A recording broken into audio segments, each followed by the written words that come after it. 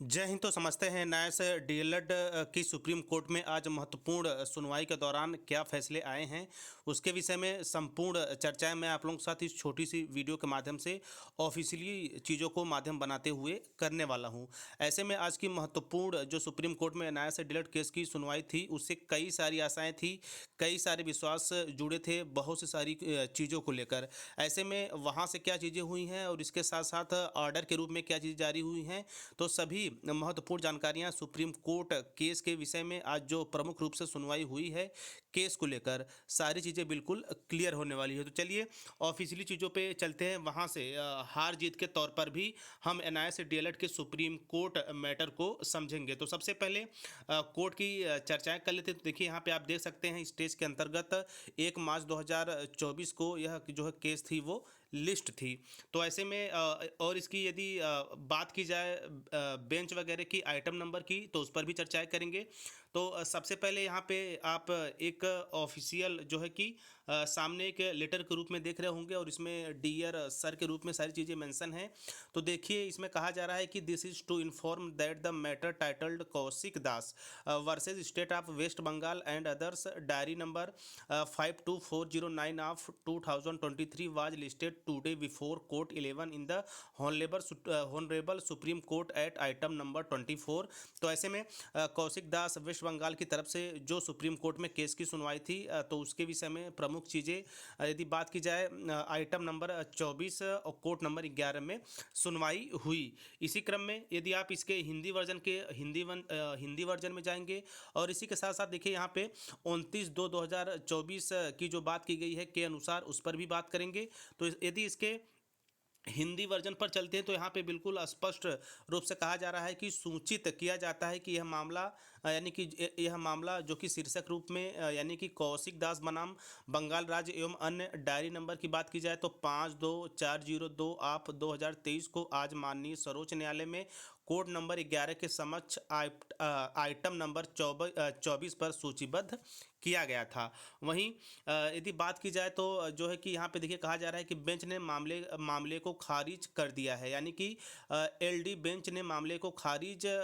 करने का आदेश दिया, यह देखते हुए कि मामला यानी कि WPA नंबर 16118/2023 जिसके आदेश के खिलाफ वर्तमान याचिका दायर की गई थी को कोलकाता उच्च न्यायालय ने दिनांक 29/2/2020 के आदेश के तहत निपटा दिया है।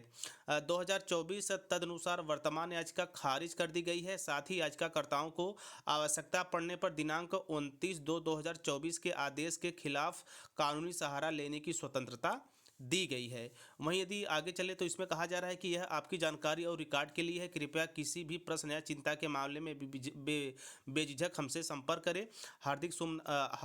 शुभकामनाएं, राधिका जलान, अधिवक्ता की तरफ से यह पोस्ट की गई थी। वहीं अन्य जो एनआईए के जो है कि सम्मानित जन है उनके भी तरफ से इसके संबंध में देखिए यहाँ पे कहा गया है कि अपडेट कुमुद कांत पांडे सर की तरफ से अभी कुछ समय पहले ही अपडेट किया गया है और लगातार इनकी तरफ से महत्वपूर्ण चीज़ों को अपने जो है कि हैंडल पर लगातार जो है कि बेहतर वे में मेंशन किया जाता है। तो देखिए यहाँ पे कहा गया है कि एनआईए डीएलएड से जुड़ा कौशिक दास की एसएलपी को सुप्रीम कोर्ट ने